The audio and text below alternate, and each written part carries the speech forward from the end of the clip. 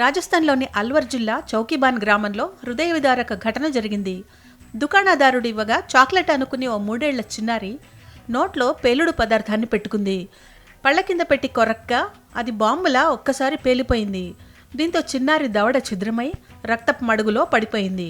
స్థానికులు వెంటనే చిన్నారిని ఆసుపత్రికి తరలించారు. అదృష్టవశాత్తు ఆ చిన్నారి ప్రాణాలతో బయటపడినప్పటికీ తీవ్ర గాయాలతో ఇబ్బంది పడుతోంది. బాధిత చిన్నారి అక్షు తన 6 ఏళ్ల అక్క అహానాతో కలిసి తన గ్రామంలో ఫిబ్రవరి 3న ఇంటి సమీపంలోని కిరాణా దుకాణానికి వెళ్ళింది. చాక్లెట్ కావాలని అక్కడి దుకాణదారుడు సుధీల్ అలియాస్ కాలాను అడిగింది. అతడు కూడా వెంటనే ఆ చిన్నారికి చాక్లెట్ తరహాలో ఉన్న ఒక వస్తువునిచ్చాడని కుటుంబ సభ్యులు ఆరోపిస్తున్నారు.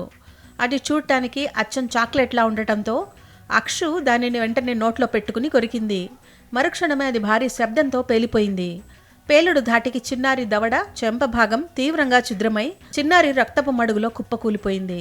వెంటనే స్పందించిన చిన్నారి అత్త ఆమెను అల్వర్లోని సానియా ఆసుపత్రికి తరలించారు.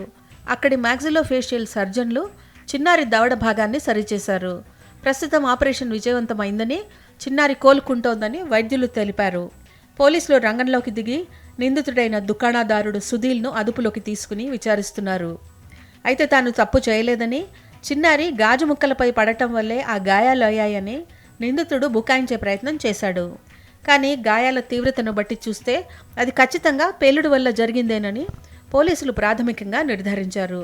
ఫోరెన్సిక్ నిపుణులు ఘటనా స్థలం నుంచి నమూనాలను సేకరించారు.